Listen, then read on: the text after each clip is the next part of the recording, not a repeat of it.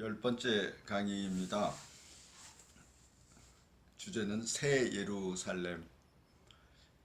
이 세상 삶이 이 부활의 몸, 영의 몸을 이루어가는 과정이다라고 지금까지 얘기했고, 이 삶이 도달하는 마지막 종착역은 새 예루살렘입니다. 새 예루살렘에 관해서 생각해 보기로 하겠습니다. 그곳에서는 죽음이 다시 없고, 이 점이 가장 중요하죠. 이 세상 삶에는 죽음이 있고 이 육체는 죽음을 맞게 되지만 그곳에서는 다시는 죽음이 없고 다시는 슬픔도 울부짖음도 괴로움도 없을 것이다. 그리고 그 도성은, 그 예루살렘 성은 하나님의 영광으로 빛나고 있다. 값진 보석 같고 수정 같고, 이건 계시록 21장에서 잘 설명을 해주고 있죠. 그렇기 때문에 이 성을 바라보았기 때문에 초대 교회에 박해받던 그리스도인들은 순교할 수 있었고, 찬송가에서도 이 세상 나를 버려도 나 관계없도다. 요새는 나 두려움 없도다. 이렇게 노래할 수 있었죠. 마지막 부활의 마지막 종착역, 궁극적인 목표는 새 예루살렘입니다. 새 예루살렘에 대해서 유튜브에 어마어마하게 많은 동영상이 있던데 다 볼 수는 없었고 몇 개를 잠깐 훑어보았는데, 제가 느낀 점은 새 예루살렘을 너무 옛 예루살렘, 이 세상하고 비슷하게 계속 말하고 있더라고요. 이 세상에서 우리가 체험하는 어떤 행복한 그런 세상이 아닐까. 근데 어떻게 하면 바르게 우리가 새 예루살렘을 생각해 볼 수 있을까? 많이 나름대로 시간 내서 많이 고민을 해봤습니다. 이 로핑크의 책에서 중요한 요점이 있는데, 예루살렘은 성경에서 오랫동안 하나님의 백성의 깊은 갈망의 대상이었다. 지금 우리가 마지막으로 대상으로 바라보는 것도 그 연속성상에 있죠. 일찍부터 모든 약속의 성취에 대한 상징이었고, 그곳이 고향이고 우리의 고향, 우리의 본향이고 모든 평안과 아름다움의 청화였다. 이렇게 일단 예루살렘의 도성에 대한 그런 묘사가 나옵니다.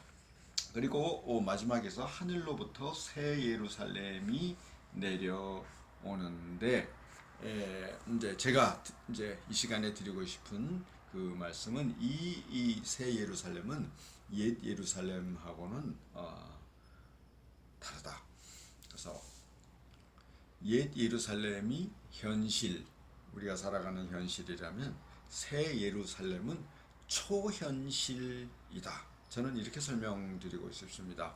이런 설명은 그 어디서도 찾아볼 수 없을 것 같은데, 이 책에 의하면 지금까지의 모든 도성과 반대되는 하나님의 작품으로 새 예루살렘이 하늘에서 내려온다는 것입니다.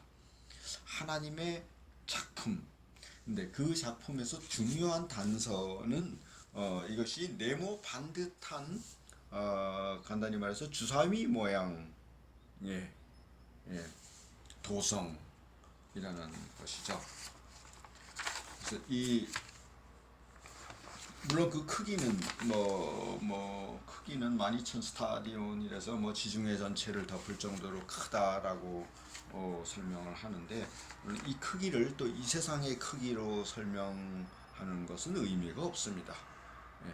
이 세상에서 큰 것은 전혀 의미가 없고 이 세상의 넓이와 길이 이런 것은 여기서 통용되는 것이지, 새 예루살렘 우리가 보게 될 마지막 그곳에서는 전혀 의미가 없습니다. 왜냐하면 그곳은 초현실이기 때문입니다.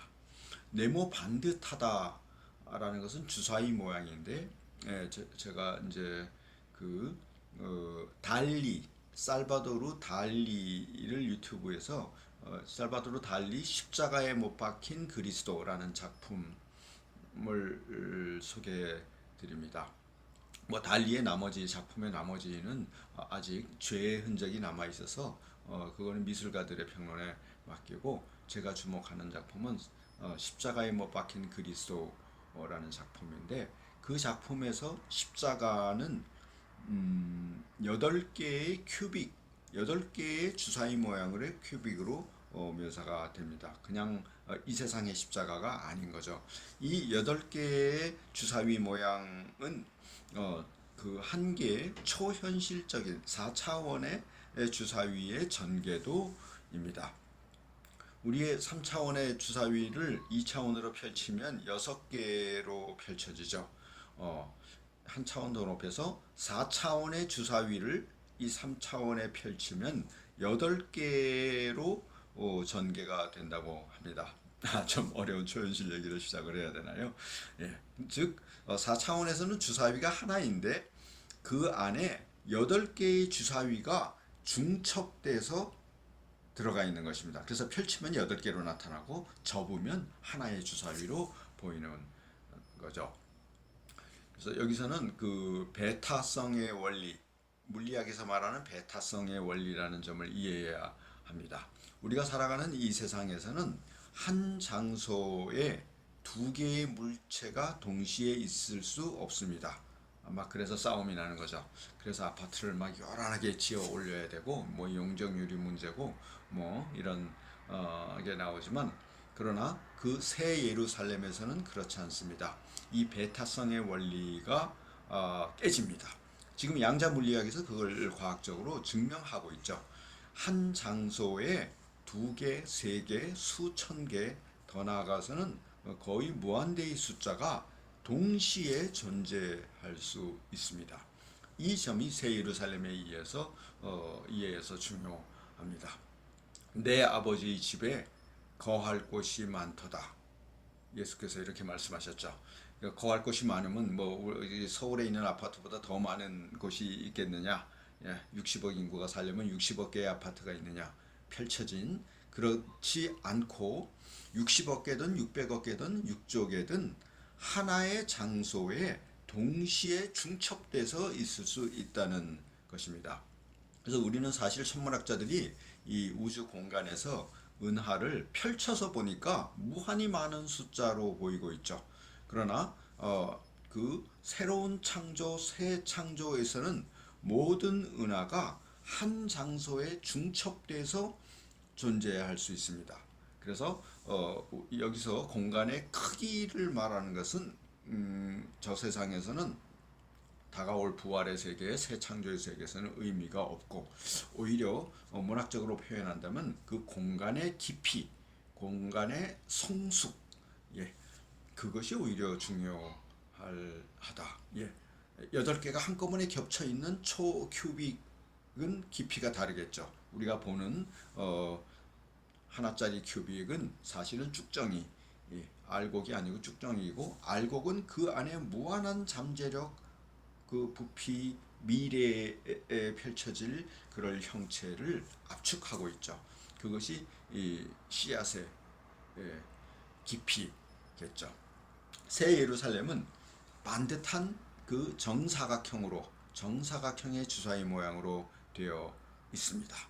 그 안에는 무한한 은하들, 은하보다 수조 개가 더 큰 것들까지도 동시에 중첩되어 존재할 수 있는 그런 초현실적인 공간이다라고 설명드리고 싶습니다. 하나님의 작품은 그런 것이죠.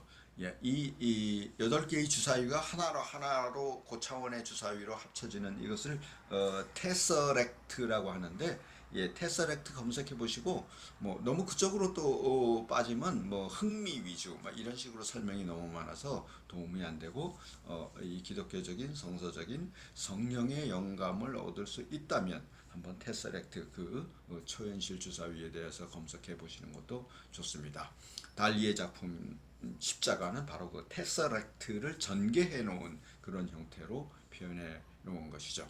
그래서 십자가는 우리가 보기에는 그냥 나무지만 볼 수 있는 눈을 가진 그런 복음의 부활의 희망을 가진 사람들에게는 초현실의 사건, 어마어마한 미래의 사건이 집약된 인류의 종말이 집약된 그런 사건이었다는 것이죠. 예, 그래서 이 예루살렘을 설명할 때 고대로부터 왜 우리의 종착점 부활의 세계는 어떤 뭐 무릉도원이 아니고 어떤 뭐 사실 에덴 동산이 아니고 어떤 해변가도 아니고 도성 성이냐 도시냐 라는 점을 이 책에서도 설명하고 있습니다. 우리는 흔히 죽은 후에 좋은 곳에 낙원에 간다. 좋은 곳이라고 할 때 좋은 곳이 어디냐라고 그냥 자연을 생각하게 되죠. 그러나 성경이 말하는 마지막 좋은 곳, 우리가 도달하게 될 마지막 부활의 세계는 도시입니다. 초현실적인 도시입니다. 예루살렘 그 성은 네모 반듯했고 성문은 대칭을 이루고 상수도와 하수도 강까지 있고 그 도성을 관통하는 대로도 있고 그 대로 양편으로 생명나무 가로수처럼 기둥이 또 늘어서 있다. 이것은 그 고대로부터 어떤 치밀하게 세밀하게 기획되고 꼼꼼하게 계산된 도면에 의해서 도시가 건설되는데 새 예루살렘도 그렇다는 것입니다. 그냥 어디선가 뚝 떨어진 환상의 자연 세계가 아니고 세밀하게 기획되고 꼼꼼하게 계산돼서 그 다음에 건설되는 곳이 새 예루살렘입니다. 건축학적인 작품이고 더 나아가서 하나님의 작품인데 우리가 영의 몸을 개인적인 몸을 이루어가는 과정에서 그 성의 계획에 참여하게 되는 것이죠. 설계도를 마련해야 새 예루살렘에 들어갈 수 있다. 14만 4천 흰옷을 입은 이런 식의 표현이 지금까지는 감상적으로 뭐 어떤 죄 씻음이라든지 뭐 이런 교리적인 점으로 생각되었다면 이제부터 새 예루살렘은 건축가들이 설계 도면을 마련하듯이 우리가 그곳에 입성하기 위해서는 이 세상에서 그 전개도가 될 수 있는 그런 삶을 미리 준비해야 된다. 어떤 기능성과 미학, 축제적 특성 등이 구현된 그런 도시다. 새 예루살렘은 그런 곳이다라고 설명이 되고 있네요. 그래서 하나님께서 종말에 완성해 주실 그럴 선물은 사회, 새로운 사회입니다. 예. 그래서 천국에 가서 뭐 내가 행복하고 뭐 강아지를 만나고 어쩌고 하는 그런 얘기는 이 세상의 이기주의, 이기심이 아직 떨쳐지지 못한 그런 표현들입니다. 우리가 가게 될 마지막 천국은 도시, 사회라는 것입니다. 도시와 사회의 특성은 많은 개체들이 많은 새로운 인간들이 함께 모여 사는 사람이고 그 새 예루살렘에서는 그 예루살렘 주민, 시민 단 한 사람이라도 행복하지 못하면 전체가 행복하지 못하는 그런 영적인 진정한 영적인 친교를 나누는 곳이 될 것입니다. 그 사회는 만남과 모임과 모든 친교, 통교가 이루어지는 곳이다. 한 사람이 아프면 도시 전체가 아프고 한 사람이 기쁘면 도시 전체가 기쁜 그런 사회. 이 전일적 홀리스틱이라고 표현하죠.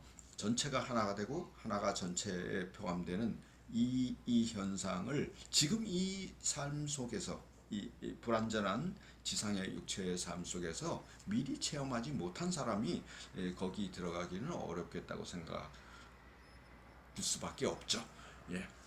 전쟁이 나서 저쪽에서는 폭탄에 사람이 죽어가는데 나는 상관없이 나는 오로지 내 주식값 주식이 올라야 되고 내 부동산이 올라야 되고 라고 사는 사람은 이 새 예루살렘 마지막 천국이 이룰 사회라는 그런 이 성경의 메시지 가르침을 이해하는 데 좀 시간이 걸릴 것입니다. 여러분들은 그렇지 않기를 바랍니다. 예. 오히려 더 나아가서 이 새 예루살렘은 세계 사회입니다.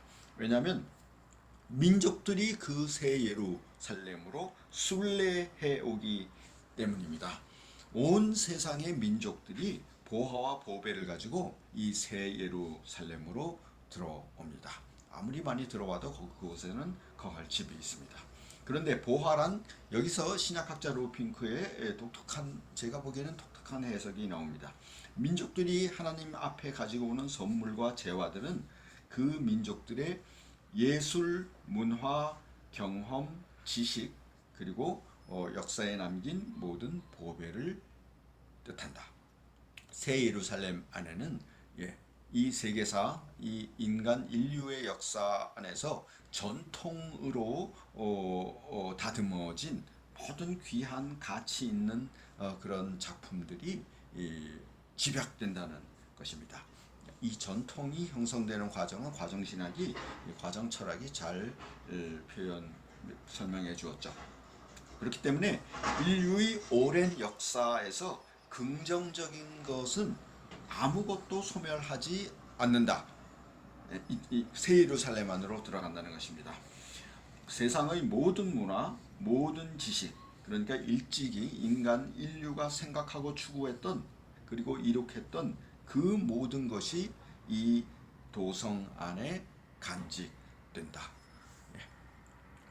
저는 틀림없이 모차르트의 음악과 바하의 음악도 거기에 들어갈 것이고, 또한 우리 국악의 독특한 그런 어떤 정치 한을 풀어내는 그런 긍정적인 예술성도 남을 것이고, 또 자연을 사랑했던 그 인디안 부족의 신앙 이런 것들이 전부 다 이 민족들이 새 예루살렘 안으로 들어와서 이스라엘의 하나님 앞으로 가지고 온다는 것입니다. 새 예루살렘은 역사에 존재했던 모든 가치 있는 전통들의 집합소가 될 것이고, 우리는 거기서 또 그 모든 것으로 희열을 누리게 될 것입니다. 물론 예언자들과 성도들과 사도들, 순교자들이 이 새 사회의 중심이고, 그 중심에서 타 민족들이 너희도 내 백성이 될 것이다 라는 말씀에 따라서 새 예루살렘으로 순례해 올 것이다, 이렇게 설명합니다.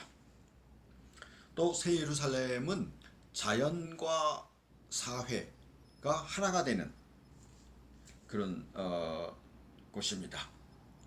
그러나 우리가 살아가는 것처럼 자연 안에 사회가 조그맣 있고 환경을 파괴하고 그런 것이 아니고, 사회 안에 있는 자연이라는 유형을 따릅니다.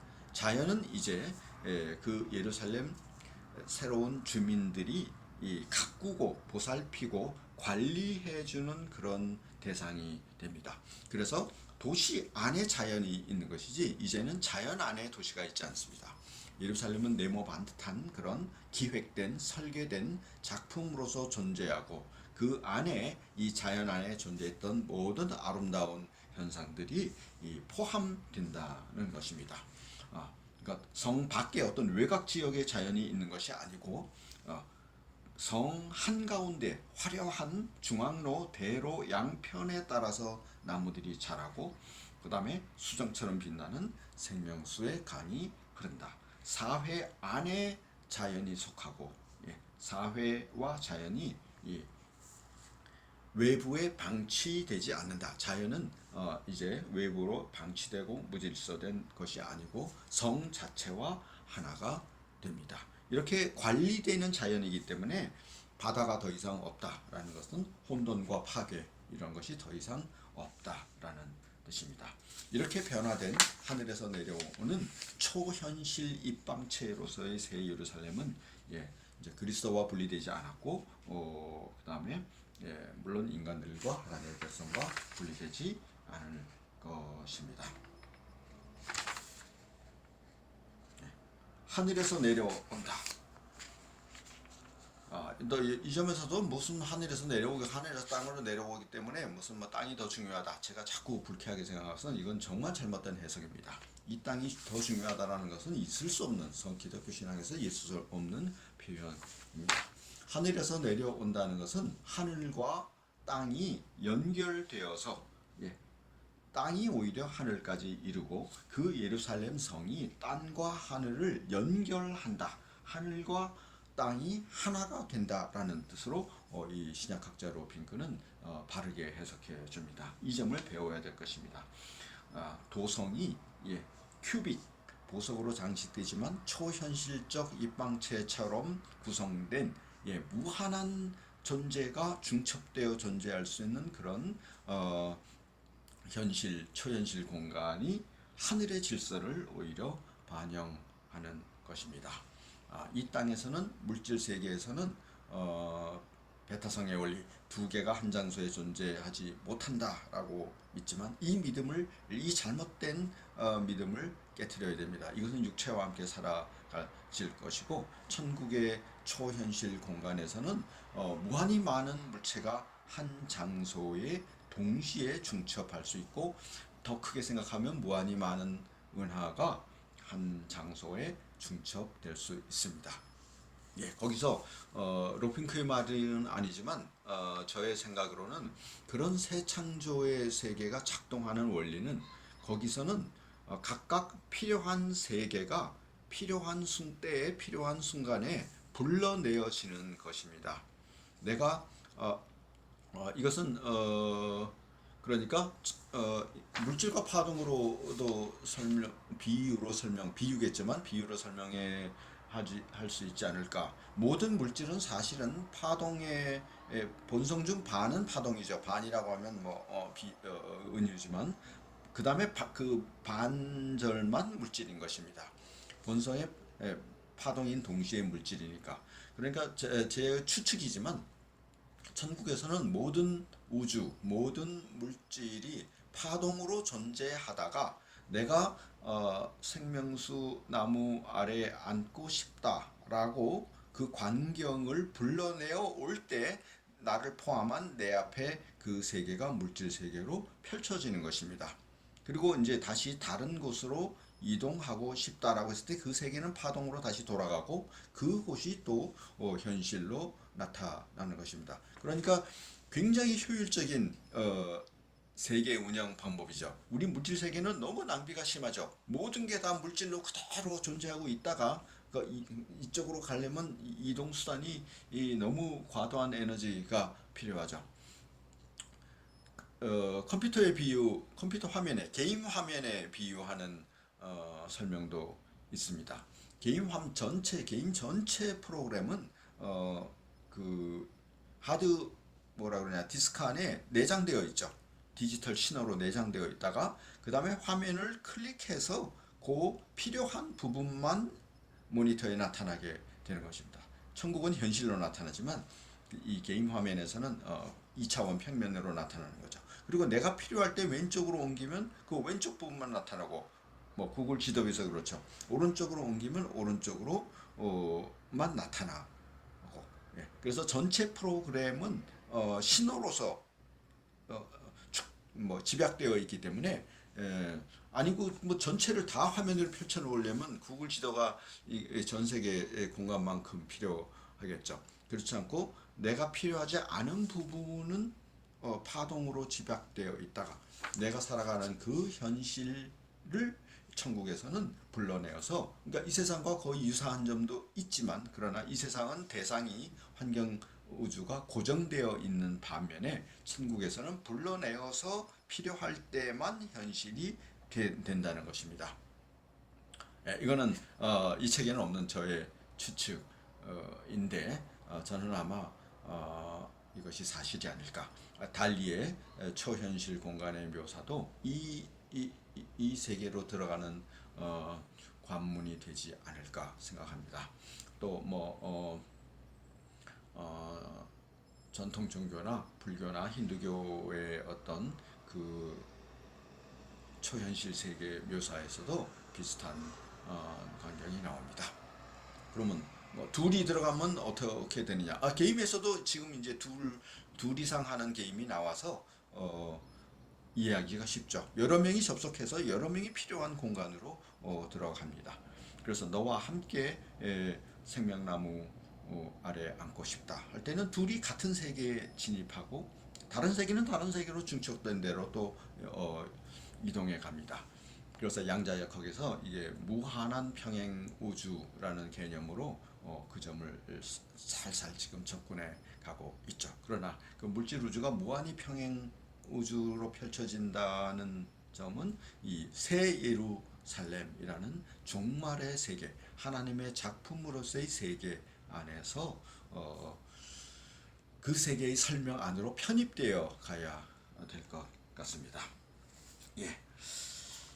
결정적인 차원, 새 예루살렘의 결정적인 차원, 성전이 없다라는 것입니다. 그곳에서는 성전이 없고 하나님이 그리스도 자신과 함께 스스로 빛이 되십니다.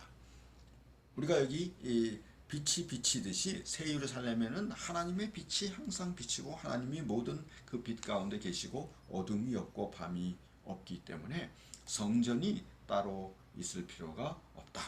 낮의 해도 밤의 달도 있을 필요가 없다는 것입니다. 물론 장식품으로 해가 한번 보고 싶다라면 해가 생길 수는 있겠죠. 뭐 이제 시간 문제도 없고 하나님을 직접 볼 것이기 때문에 그 거룩한 도성의 백성들은 하나님을 직접 볼 것이기 때문에 빛으로 보는 빛이신 하나님을 보는 거죠. 더 이상 성전이 필요 없다. 이 하나님의 얼굴을 본다는 것은 장난이 아니고 이 새 예루살렘을 설명하면서 또 죽음 이후의 종말을 생각하면서 장난과 재미와 흥미로 말하는 사람이 있더라고요. 이런 사람들은 경계해야 되지 않을까. 물론 때가 되고 철이 들면 이제 그런 태도를 바꾸겠지만 이것은 우리가 사실 사느냐 죽느냐의 문제로 접근해야 되죠. 물론 하도 세상에 쫓기다 보니까 짬짬이 이 정도로 부족하게 할 수밖에 없지만 그러나 실상은 영원한 삶, 영원한 죽음을 가르는 그런 기독교의 궁극적 진리를 우리가 말하고 있다. 제대로 말하고 있지 못하다고 해도 그 손끝은 그것을 가리키고 있다. 우리가 두렵고 떨리는 마음으로 접근해야 할 것입니다. 여기서 하나님을 직접 본다라는 말은 우리가 정말 두렵고 떨리는 마음으로 생각을 해야 하는데 우리가 죄의 용서를 받고 이 세상의 모든 잘못을 수정받고 치유받는다면 그렇다면 이제 그 새 예루살렘은 신랑 앞에서 단장한 신부라는 표상으로 바뀌게 되는 것입니다. 하나님을 보는 것은 신랑 이 세상으로 표현한다면 신랑을 맞아들이는 신부의 기쁨, 신부를 맞아들이는 신랑의 기쁨, 그 이상의 기쁨이 된다는 것입니다. 그래서 천국에 뭐 결혼이 있느냐, 혼인이 있느냐, 뭐 있어도 좋고 없어도 좋습니다. 뭐 없다는 설이 우세하기는 하지만 없다고 해서 그 기쁨이 사라지는 것이 아니고 그 이상의 몇 배, 수백 배, 수천 배의 기쁨이 하나님과의 만남이라는 기쁨 안에서 재현된다는 것입니다. 도시가 신부로 표현되는 것은 이게 여성학의 문제가 아니고 그 시대에서는 도시를 흔히 여성으로 딸 시온, 처녀 예루살렘, 여신 로마, 보통 도시는 여성으로 표현되었기 때문에 그런 관습에 따른 것이다. 이렇게 이해가 됩니다. 그래서 마지막 중요한 설명, 이 새 예루살렘에서는 예, 물질적인 실제가 인격으로 변화하는 것이다. 이런 설명이 나옵니다. 실제 자체가 온전히 인격적입니다. 그래서 이 세상에서는 신랑 신부를 만나려면 특이한 한 사람을 만나야 되지만 거기서는 나무도 인격이고 바위도 인격이고 강과 자연도 인격이고 이웃도 다 인격이기 때문에 그 존재 자체가 인격이기 때문에 나무와 대화하는 자체가 가장 친밀한 부부끼리의 대화 정도와 같은 깊이를 지니게 될 것입니다. 그래서 더 이상 예루살렘 도성의 모든 물질은 죽은 물질이 아니다. 물질이 인격의 영역으로 진입한 곳이다. 이것이 새 예루살렘의 마지막 특징입니다. 그래서 물질 안에 인간의 영은 물론 하나님의 영이 불어 넣어져서 돌들과 성벽들과 성문들과 대로 강과 나무들이 온전히 인격적으로 변화합니다. 즉 물질 세계가 그리스도의 인격 안으로 진입하고 그리스도와 함께 부활한 우리는 그 물질 세계와 대화도 할 수 있는 놀라운 새로운 사회, 새로운 실제입니다. 이 실제 안에서 다시 한번 또 민족들의 순례를 강조하는데 이 땅에서 세계사에서 전개되었던 모든 민족들이 귀한 선물, 자기 나름대로 형성한 가치 있는 전통이라는 선물을 들고 예루살렘 안에 올 것이고 그 전통을 음미하는 우리는 모차르트 음악도 거기서 다시 한번 듣고 연주하고 하는 그런 기쁨이 영원히 넘치지 않을까 이렇게 생각해 봅니다. 천국에 관한 새 예루살렘에 관한 것이 이 부활과 죽음 이후의 삶에 관한 마지막 장이었습니다. 앞으로 몇 번 더 남은 3번 남은 강의는 이 이해를 돕기 위한 그런 개념적인 설명이고 사실상 마지막 종착지 마지막 설명 마지막 강의는 이 새 예루살렘입니다. 넘치는 희망과 기쁨이 고단한 삶 가운데 함께 하시기를 기원합니다. 감사합니다.